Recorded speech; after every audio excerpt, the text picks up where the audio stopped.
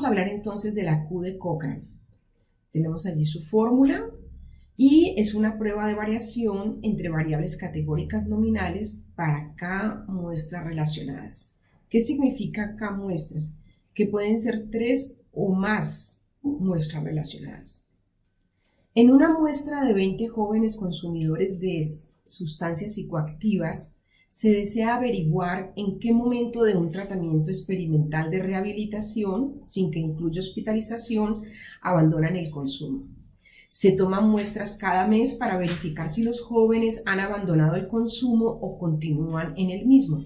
Se aclara que en el inicio todos los jóvenes son consumidores para poder participar dentro de la intervención. Miren que es una variable dicotómica, continúa o suspendió el consumo.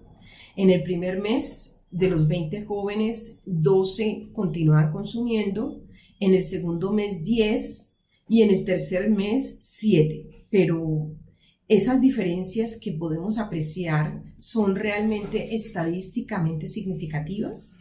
En el caso de la Q de Cochrane, lo importante es definir cuál es, digamos, el indicador de éxito. En este caso, el éxito es si abandonó el consumo. Entonces, nos haríamos la siguiente pregunta. ¿Hay diferencia o heterogeneidad en el abandono del consumo de sustancias psicoactivas en los jóvenes que se sometieron al tratamiento experimental? Vamos a verlo. Aquí tenemos un pequeño resumen de nuestro ejemplo. Tenemos el consumo de los jóvenes en 3 meses en esta gráfica. En cuanto a la formulación de hipótesis, entonces, la hipótesis nula plantea que no hay diferencias en el abandono del consumo de sustancias psicoactivas en los jóvenes que se sometieron a tratamiento experimental, y la hipótesis alternativa dice que hay diferencias en el abandono del consumo de sustancias psicoactivas en los jóvenes que se sometieron al tratamiento experimental. Para ello, entonces, vamos a designar un nivel de significación o un nivel de error de 0,05 en nuestra significación asintótica, y con base en estos resultados tendríamos que elegir la mejor prueba de acuerdo a la naturaleza de las variables. Entonces, lo primero es el tipo de análisis, es un análisis de variación. ¿Cuáles son los datos? Son muestras relacionadas, es decir, que corresponden a un mismo sujeto, diferentes muestras en el tiempo. ¿Y cuál es la tabla? O sea, en este caso es nominal dicotómica por nominal dicotómico, que todas son iguales, son variables trillizas. Y para ello, la prueba que se ajusta a nuestras necesidades es la Q de Cochrane. Hablemos de la Q de Cochrane.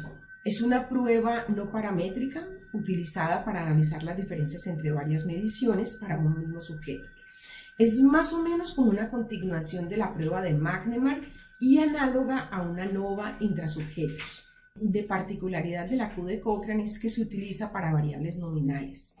Se puede aplicar a variables dicotómicas o variables politómicas. Y lo que hace básicamente es identificar las diferencias. Aquí, como podemos ver en este esquema, tenemos una fórmula donde K representa el número de mediciones. En el caso nuestro son 3 tiempos, 3 meses. El número de casos, es decir, el número de sujetos que hacen parte de la muestra. GI, que es el número de éxitos del tratamiento, donde se cuentan, digamos, todos los casos de éxito. G barra es el promedio de número de éxitos por tiempos. LJ es el número de éxitos del individuo. Entonces vamos a generar los resultados en nuestro ejemplo. Tenemos aquí nuestro cuadro resumen, que es más o menos igual al gráfico anterior. En primer lugar tenemos el N de los 20 sujetos en esta lista. Posteriormente tenemos entonces valores de nuestros sujetos. Lo primero que tenemos que hacer entonces es coger y sumar todos los valores de éxito. Para el mes 1 son 8, que corresponde a este. Para el mes 2, 10 y 13. Tenemos que sumar también el número de éxitos de los sujetos. Le sumamos todos los éxitos y nos da 31 eventos de éxito, y lo elevamos al cuadrado, cada uno de estos valores, y luego sumamos los procesos de elaboración al cuadrado para poder desarrollar la fórmula. En este sentido, entonces, aquí ya tenemos nuestros datos condensados de acuerdo a la fórmula. Entonces tenemos N, que son 20 jóvenes, K, 3 tiempos, la suma, digamos, de los momentos de éxito, el G1, el G2 y el G3. Posteriormente los sumamos y los dividimos por 3 para sacar el promedio. Colocamos aquí nuestros valores que corresponden a LJ y a LJ al cuadrado. Entonces, a partir de allí, lo que vamos a hacer es a sustituir la fórmula con estos valores que tenemos aquí. Vamos sustituyendo y al final, entonces, nos da un valor de 7,6 que coincide con los resultados de la prueba estadística que tenemos aquí cuando la sacamos por el sistema. Entonces, ahora vamos a hacer el procedimiento en SPSS y a continuación, entonces, presento la sintaxis. Vamos a ir a analizar pruebas no paramétricas, muestras relacionadas. Dejamos donde dice comparar automáticamente datos observados y vamos a la pestaña y le damos clic en campos. Pasamos las 3 variables, que son las variables implicadas en el análisis, y vamos a configuración y en configuración personalizar pruebas, Q de Cochrane, y definimos el éxito de 1. Aceptar, ejecutar.